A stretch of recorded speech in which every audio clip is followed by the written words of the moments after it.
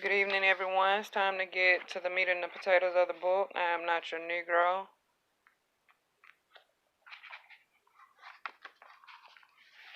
In June 1979, acclaimed author James Baldwin commits to a complex endeavor, tells his story of America through the lives of three of his murdered friends, Medgar Evers, Martin Luther King Jr., Malcolm X.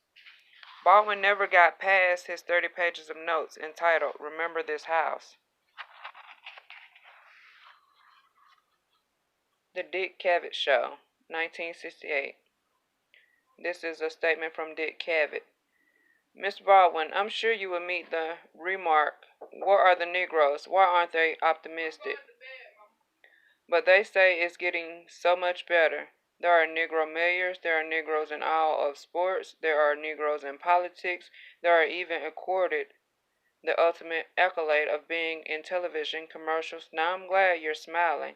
Is it at once getting much better and still hopeless? This is a statement from James Baldwin. Well, I don't think there's much hope for it. To tell you the truth, as long as people are using this peculiar language, it's not a question of what happens to the Negro here or to the black man here. That's a very vivid question for me. But the real question is, what is going to happen to this country? I have to repeat that. To J. Action, Spartan Literary Agency, June 30th, 1979. Dear Mr. J, I'll confess to you that I am writing the enclosed proposal in a somewhat divided frame of mind. The summer has scarcely begun, and I feel already that it's almost over. And I will be 55, yes, 55 in a month. I am about to undertake the journey, and this is a journey, to tell you the truth, which I always knew that I would have to make, but had hoped, perhaps, certainly I had hoped, not to have to make so soon. I am saying that a journey is called that because you cannot know what you will discover on the journey, what you will do with what you find, or what you find will do to you. This is a statement from Martin Luther King.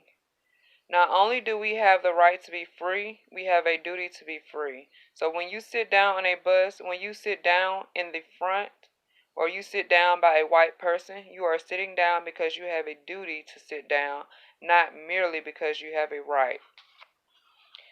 The time of these lives and deaths from a public point of view in 1955, when we first heard of Martin, to 1968, when he was murdered. Medgar was murdered in the summer of 1963. Malcolm was murdered in 1965.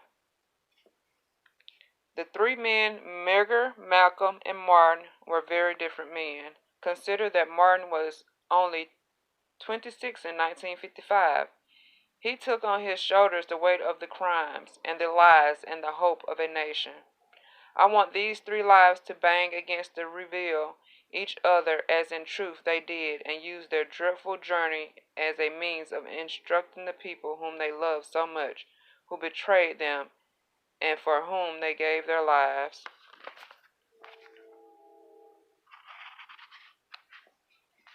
Paying my dues.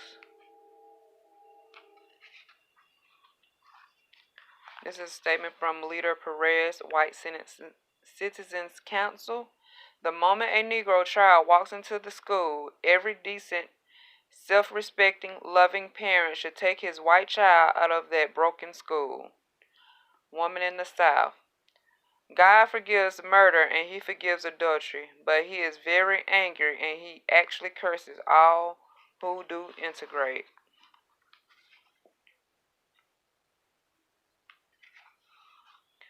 That's when I saw the photograph facing us on every newspaper kiosk. On that wide, tree-shaded boulevard in Paris were photographs of 15-year-old Dorothy Counts being reviled and spat on by a mob as she was making her way to school in Charlotte, North Carolina. There was unutterable pride, tension, and anguish in that girl's face as she approached the halls of learning with history jeering at her back. It made me furious. It filled me with both hatred and pity, and it made me ashamed. Some one of us should have been there with her, but it was that bright afternoon that I knew I was leaving France. I could simply no longer sit around in Paris discussing the Algerian and the black American problem. Everybody else was paying their dues, and it was time I went home and paid mine. I had at last come home. If there was in this some illusion, there was also much truth. In the years in Paris, I had never been homesick of anything American. Neither waffles, ice cream, hot dogs, baseball, majorettes, movies, nor the Empire State Building, nor Coney Island, nor the Statue of Liberty, nor the Daily News, nor Times Square. All of these things had passed out of me. They might never have existed, and it made absolutely no difference to me if I never saw them again. But I had missed my brothers and sisters and my mother. They made a difference. I wanted to be able to see them and to see their children. I hoped that they wouldn't forget me. I missed Harlem Sunday mornings and fried chicken and biscuits. I missed the music. I missed the style, that style possessed by no other in the world, no other people in the world. I miss the way the dark face closes, the way dark eyes watch, and the way when a dark face opens. A light seems to go everywhere. I missed it. In short, my connection, missed the life which had produced me and nourished me and paid for me. Now though I was a stranger, I was home. I am fascinated by the movement on and off the screen. I am about 7. I am with my mother or my aunt. The movie is Dance Fools Dance. I was aware that Joan Crawford was a white lady, yet I remember being sent to the store sometime later and a colored woman who to me looked exactly like Joan Crawford was buying something. She was incredibly beautiful. She looked down at me with a so beautiful smile that I was not even embarrassed, which was rare to me.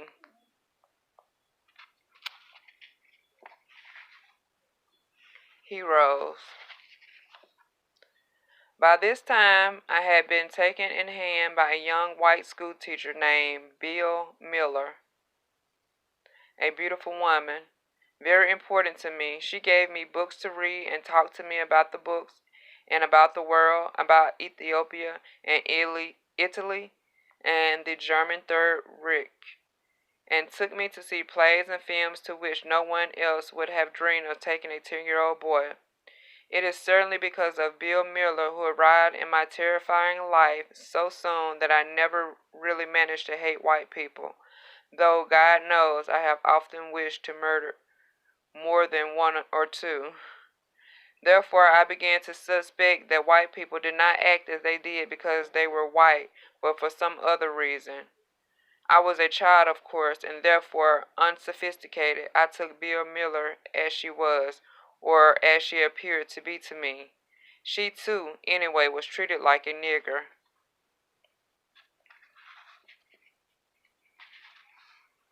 especially by the cops, and she had no love for landlords.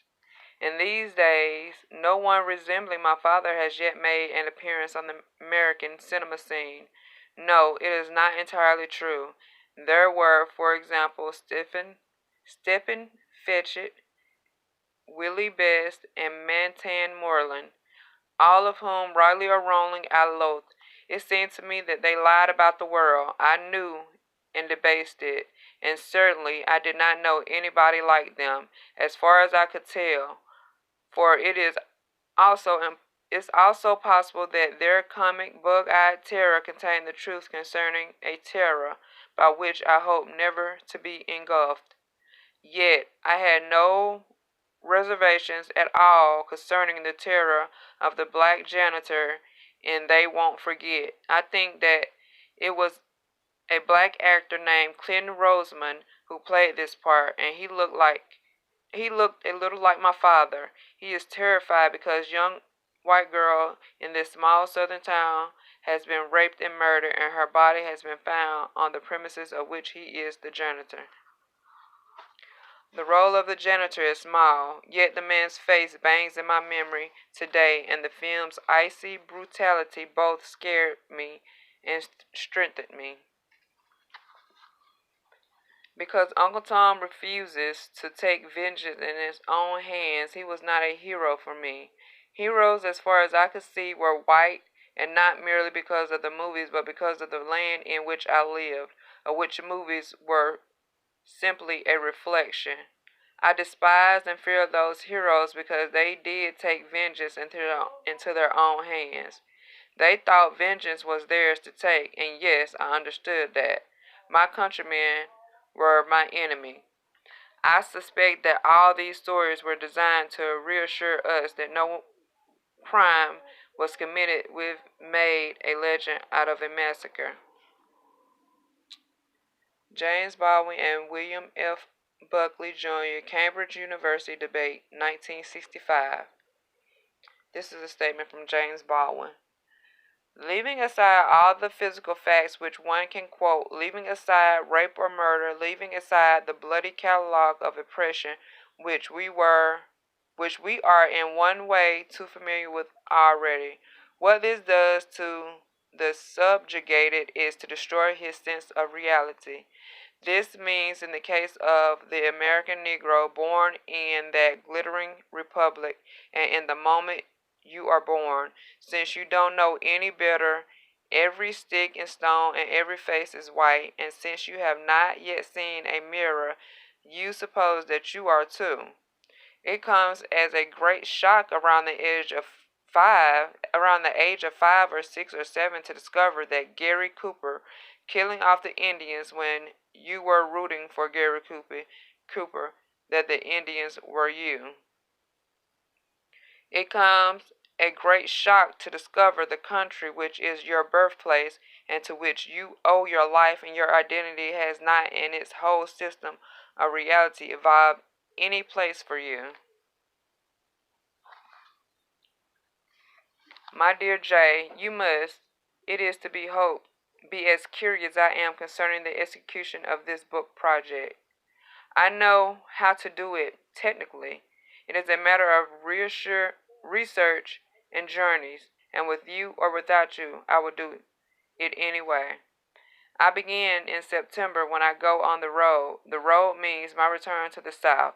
It means briefly, for example, seeing Merle Evers and the children, those children who are children no longer. It means going back to Atlanta, to Selma, to Birmingham. It means seeing Coretta Scott King and the Martins children. I know that Martin's daughter, whose name I don't remember, and Malcolm's oldest daughter, whose name is Atala, are both in the theater and apparently are friends. It means seeing Betty Shabazz, Malcolm's widow, and the 5 younger children. It means exposing myself as one of the witnesses to the lives and deaths of their famous fathers. And it means much, much more than that, a cloud of witnesses, as old St. Paul once put it.